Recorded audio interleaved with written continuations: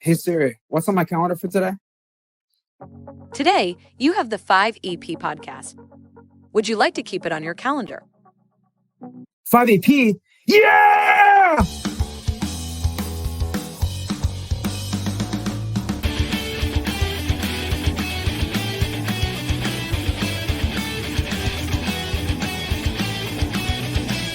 Welcome to the 5EP podcast. Interviews and conversations to guide the genesis of personal development.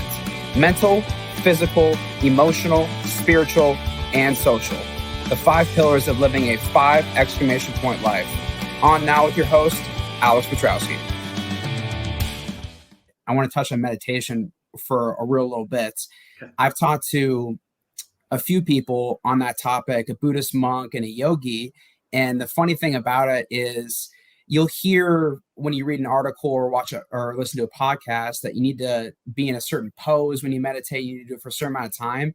But in reality, that's theory. In reality, whatever works for you. You could have soft, soothing music laying down on a pillow. You could be sitting upright like this in a dimly lit room. Whatever works for you is what you should meditate on, because everybody's biological systems are different.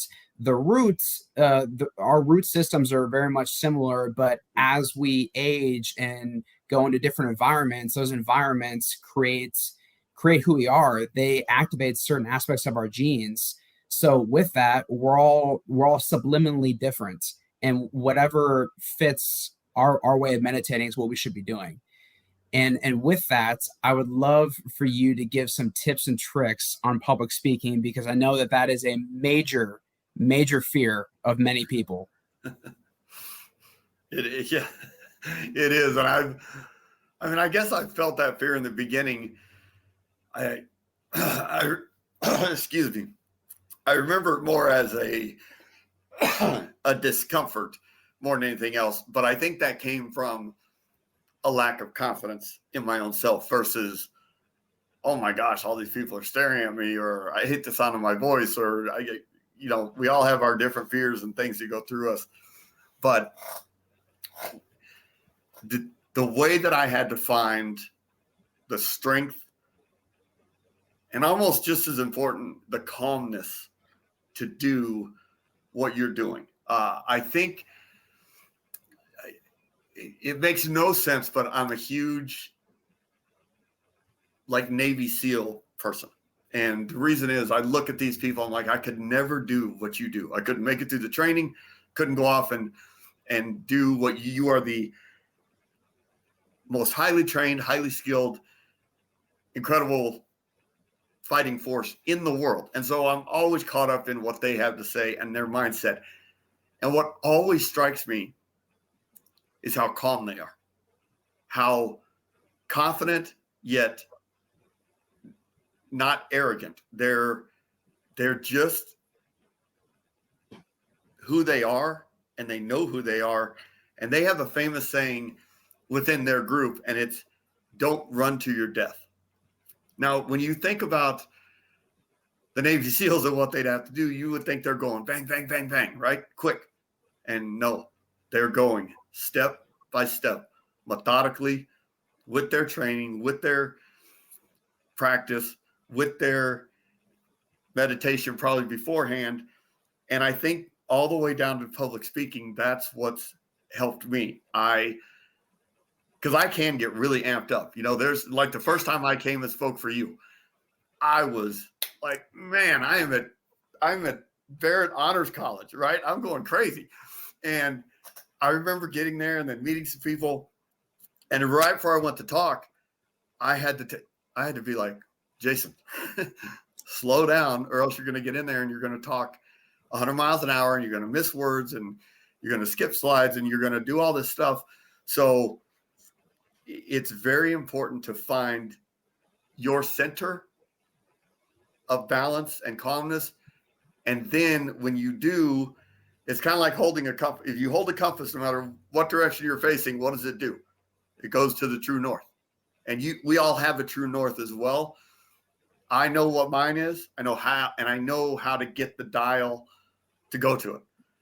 But it took a while to to learn that. And I think it's fitting for really any career, anything you're doing, any class you're in right now as a student. I mean, I have a son who's only a sophomore in college, and then I have another couple of kids that are out in the workforce, and I try to have the same conversations with them that I would have with a complete stranger. This is how you can do things. And when you find what works for you, doesn't have to look exactly like mine, but like you said, we all have some similarity in our roots of how we're going to be able to reset biologically or reset mentally, but we can expand into our own, hey, this works for me. And it's good for you if you don't want to do it. That's okay. Find yours. I know it works for me. And with that mindset talk, I want to switch gears a little bit to talk about your experience when you were recovering from your injury. I know that there was almost this flick of a switch that you went from this is all happening to me to I have the agency to create the outcome that I want. And I'd love for you to talk about what the outcome you were given by doctors and nurses and the outcome that you created for yourself in the end. Yeah, I was given a very grim outlook by some highly trained professionals. And I had, when people with that kind of status say something, you're going to take it pretty serious. And so it caused me to stay in a pretty dark place. On top of, I was actually in a dark place because I was blind. And, I lost half my fingers to amputation. And so things went through my head like, how am I going to be able to take care of my kids physically on top of what they're going to think of me visually? And then nobody believed I would go back to work. Nobody was sure if I would be able to see again. And for me, it was, first of all, taking accountability was, for me personally, it was everything. Like I said earlier, I made a lot of choices over a long period of time that led me into that fire and into that hospital. And so not being a victim, embracing my fate, embracing who I was, and being determined to make the most of what I can, that is what started me off on that path. And then once you get going with positive momentum, I mean, it's the most powerful force out there. Just step aside and let it go. Our human spirit, you've heard me say this, it is the one thing that we're all created equal on. I really believe that. We all have a phoenix within us. We all have something almost supernatural that's going to rise, and it will take you away from risk and straight toward reward. And once I was able to let that soar, just everything, again, from having another child, to going back to work, to regaining some of my eyesight, to learning how to deal with my deformed hands, how to not only accept, but then handle, but then grow to love my appearance. I mean, my accident and injuries was 22 years ago. I can tell you 10 years ago, I still couldn't travel alone. I couldn't walk into a restaurant alone. I couldn't go through airports and find my way to different gates. And I needed an emotional crutch. I needed a physical crutch, meaning I would disrupt somebody else's life by having them go with me, take time off work, miss money. And I finally found the strength to do that. And that really caused me to soar. And now, I mean, I'm so incredibly happy with how I look. I haven't had surgery since 2008. I could continue doing plastic surgery the rest of my life, but I look in the mirror and I am proud of this. I know why I look like this. Wouldn't change a thing. That helped a lot.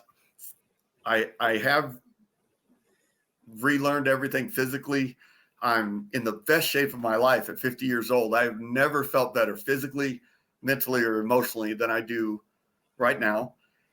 But it was definitely a process. Rome wasn't built in a day. It's going to take a day or two, even though I wanted it to happen overnight. So I've just been so blessed that I can't give you one answer, one thing. It's so much, and I'll find it each and every day, whatever works. And whatever worked today might not work tomorrow, but I've got a lot of things in my tool bag that I can reach in and, kind of move around and look in there and be like, all right, which one of you's got my back today? And I'll take it out. That's pretty cool. I love that your self-image is aligned with that phoenix inside of you, and you're not letting any external source dim that light, which actually reminds me of the timeless book Psycho-Cybernetics by Dr. Maxwell Maltz. And in that, he talks about being a plastic surgeon, and so many people will come to him and ask him to perform an operation to produce a better visual appearance that they thought was their desired self-image, when in reality their self-image did not change, because it's their perception of their self, and that is created through their inner workings, through shadow work, through not going through shadow work and continuing the trend.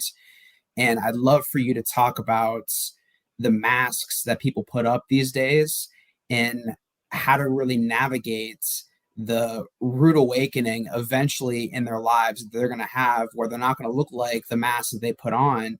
And eventually they have to really step into their own and let that light shine. And so many people are afraid because they don't align with what's trending, or they don't look like this or that. And I'd love for you to just talk about how the experience has been stepping into your own and being vulnerable and being authentic. I think for me, it's definitely, there's two parts to this. I was lucky enough to grow up in a world that I didn't have to worry about people videotaping everything. I didn't have to worry about comparing myself to other people by looking at Instagram or Twitter, or, having these filters that I could use if I didn't, if I wanted to make something better. And then, reality is, because all you're doing is fooling yourself, right? You think you're fooling other people because you want to look better, but like you said, you're putting on a mask that actually is not there. So, but because of that, I grew up with just none of that stuff mentally to worry about. I had insecurities like anybody else. I was tall, thin, wore glasses. I had my own thoughts about myself, as we all do. But then all of a sudden I had my actual entire physical identity stripped away, and it was replaced by, let's just be realistic, ugly disfigurement and scarring. And so I went through the surgeries that I needed to go through to try to regain my eyesight. I went through the surgeries to fix my hands the way I could, to learn how to shoot my gun again, learn how to play golf again. But then I also had the self-image ones. Like, okay, there's some things that are really bothering me. Like I tried a lot of things. I had prosthetic ears and a nose. I tried a wig, believe it or not, Wow. once. But I tried it. And I was in Hollywood with one of the most famous wig makers for movies. I spent tens of thousands of dollars on this hairpiece. I wore it one time and I'm like, that was a mistake, but it's something I needed to do. I just finally, and I don't remember what the day was, but I finally looked in the mirror and I said, look, you have a very good reason of why you look like this. I am a husband. I'm a father. I am still Jason Schechterly.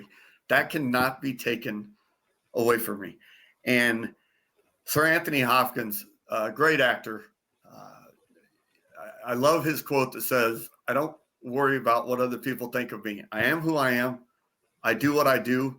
And it just makes life a lot simpler to live. And that's kind of how it's gotten to be. If somebody stares at me in the airport, which they will, because you don't see this every day, and I'm sitting alone eating, and I know they're thinking, wow, that's got to be really sad. That's got to be a really tough life. but I know my purpose. I know why I'm in that airport. I'm either on my way to give a speech or on my way back from seeing my son at the college he's at, seeing a baseball game. And I have that blanket of security that, look, it doesn't matter what you think on appearance. I know who I am, and I think I look great, and I wouldn't change it. 100%. And with that, I know going through all that, it can really take a toll on your marriage and that aspect of your life. What have been the keys to having a lasting marriage for yourself? Well, I mean, people laugh all the time. Every speech I give, I'll tell people, the hardest thing we're ever going to do in life is marriage, or, very committed relationships with a significant other. And nobody ever disagrees with me. And certainly my wife wouldn't disagree with me. And we've been together 28 years now. I did get very lucky in, the most important decision you're ever going to make, from a financial standpoint to an emotional standpoint to possibly bringing more lives into this world and creating future generations. The most important decision you will ever make is the person you decide to spend your life with. And not every day is rainbows and unicorns. It takes a lot of work. But then when you go through adversity, it definitely gets harder because you're going through it in two different ways. I was going through it personally. So it was hard for me in the sense that I'm the one who's in a lot of pain. I'm the one who looks like this. I'm feeling an overwhelming amount of guilt for what I've done to all of you. And then for them, they're having to watch helplessly, and they can't do anything to take away that pain. And so it's a different way of fighting these battles. And then you end up fighting yourself or yourselves. And I think the best piece of advice I can ever give, and I said this at my daughter's wedding. I walked her down the aisle, and then I had to give just a quick speech as a dad. And I said, listen, you stood there. You planned this for 9 months. We spent a bunch of money. It's been great. But it was over in a matter of minutes. And you stared at each other. You looked in each other's eyes, and you said these vows, and you made this commitment. But starting right now, you're not looking at each other anymore. It's both of you looking forward together. And it's always going to be the two of you against a problem, not the two of you against each other. And people who are willing to go to the mat with each other like that, that is the only thing I think that's going to make it sustainable. Cooperation is the key. And when it becomes competitive, that's where things start to get real. That's when friction starts to occur. Sure. I'd love to get your feedback on what issues have you seen the most when you're talking to a younger audience and their struggles in life today? I think especially at my age now, and I remember when I was your age, I thought being 50 years old was old. And I can tell you now that I'm 50, I'm like, wow, I feel great. And mentally, I still feel like I'm in my 20s. But I think what I'm noticing now is the world is, I could be wrong about this, but this is just my view of how I grew up. The world is a lot harsher now. It's really harsh. We're so mean to each other. There's an incredible amount of violence. There's all this political division, and it's easy to kind of lose hope. Like, what are we doing here? But then you walk outside and you find out, wow, people in general are fantastic. There's just nothing better than us as human beings, and we do treat each other pretty good. But I think the younger generation is more influenced by social media, which most of the time is either not real, or it's misconstrued, or it's only 140 characters. And then you take that along with the immaturity that causes you to not realize that it is going to work out. You are going to achieve what you want to achieve as long as you work toward it. One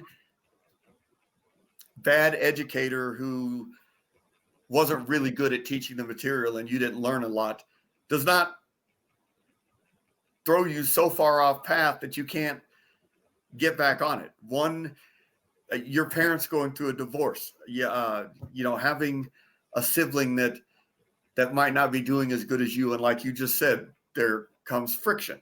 Somebody has more success than somebody else. So I just noticed that they're influenced by different things than I was. And I see it with my own kids, and I would not want to go through it. I'll be very honest. And I just want to be encouraging to them, like, hey, you are the next great thing for us. You are the next part of this. And when you're my age, turn around and pass it along to somebody else. That's what paying it forward means. It actually means turning around and grabbing somebody who's behind you and say, hey, I know the path. Let's go. Come this way. And, sometimes it breaks my heart, but they are my favorite group to talk to because they're the ones that I want to be able to have the most influence over versus people my age are like, yeah, great story. We've all been through a lot of stuff. Maybe what I needed to hear today, but the younger generation seems to be like, man, really hit the reset button today. And they didn't even know that they had a reset button to hit. So I love that. I love that. Man, social media is such a double-edged sword because you have this incredible capacity to market your personal brand, your business, to reach way more people. Yeah. But at the same time, one of the big things that gets lost is context. Context and what short form was said. And then also you're being connected with people who you'd otherwise never be connected with and pretty much should never be connected with. Right. So you lose context, you get connected with so many more people than in reality you should be connected with. And it becomes really this median to promote whatever mask you have on, whatever personal brand there is, and whatever business is going on. And so few people these days use it as a real median to showcase what's going on in their life in reality. A lot of people put on masks, and it promotes just this sense of I need to be this, I need to be that, instead of being yourself. So I completely agree with you on the fact that social media is a great tool to have in some respects, but also it can be a huge negative. And with that, I'd love you to expand on what has resonated the most when you talk about resilience and courage within this younger audience. I think when I explained to them resilience is just so important. And again, you're only going to build your resilience as you go through these hardships. But just like me saying earlier, I made every decision myself, good decisions, I thought, good choices that led me to that fire in that hospital and that recovery process. And again, I love quotes. Robert Louis Stevenson, probably one of my favorite quotes ever. He said, sooner or later, we're all going to sit down to a banquet of consequences. And when you sit down, and I've sat down to probably 6 major ones in life, not just one. And every time you sit down, you're like, man, this is not what I would have ordered. This is not something I want to eat. This is not good. But that's just the cold, hard truth of life. And it's what you're going to do when you sit down to those consequences and making meaning, making purpose, learning how to I had to forgive myself. I had to look in the mirror and forgive myself over and over for what I had done to my family, for what I wasn't able to do. I had to find a way to love myself. I mean, if you don't like yourself, you're already dying. And this life is so short and precious. That's no way to live. And I watch people who live like that all the time.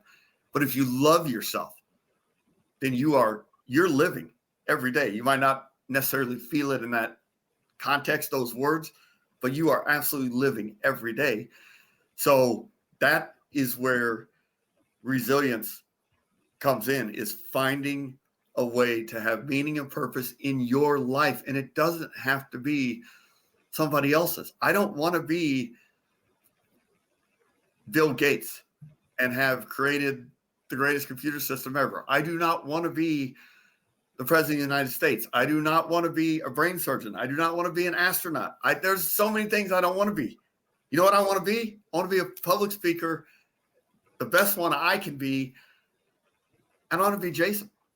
And that, not only is that good enough, it's perfection. And I wouldn't change it. So that's what resilience brings you to, is that peace and serenity. And when you can achieve that, which doesn't happen often, you're going to really feel good. Being you is being imperfectly perfect. And that's what, for everybody that resonates and is attracted towards you, that is that is the single most impactful reason why they're attracted to you, is because you're being yourself. And with that, I'd love for you to offer some advice that you would give to your younger self, aged 18 to 25 years of age. Wow. If I could go back and write a letter to that person, I don't think I would warn him. I think part of the beauty in life is the unexpectedness, the surprises, both good and bad, because you don't want to think about things for 10 years. Like, oh, I know this is what's coming on this date. That would be way too much. But I think I would just go back and say, no matter what, it's all going to be worth it. And I would say the one thing to remind yourself of every day, it's always going to be okay in the end. And if it's not okay, then it's not the end. And as I sit here today, it's still not even close to the end, I hope. And I continue to look forward to the next 20 or 30 years if I have them. And that's the only advice. I wouldn't be too profound or too strong. I would just say it's all going to be worth it. Powerful, Jason. Thank you so much for joining me on the 5EP podcast. And that concludes this episode. This is your host, Alex Petrowski, tuning off. You've been listening to the 5EP podcast with Alex Petrowski. Interviews and conversations to guide the genesis of personal development. If you enjoyed the show, share it with friends and family and on your social media. And feel free to send us your feedback. Until next time, thank you for listening and live your 5 exclamation point life every day.